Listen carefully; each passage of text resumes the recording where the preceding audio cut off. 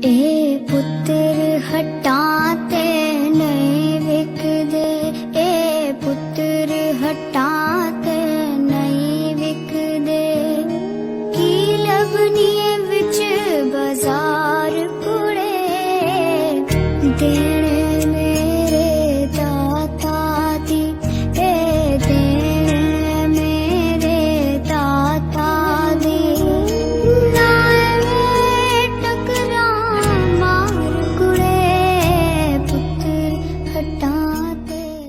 कोई पैगाम कौम के नाम कुछ कहना चाहेंगे?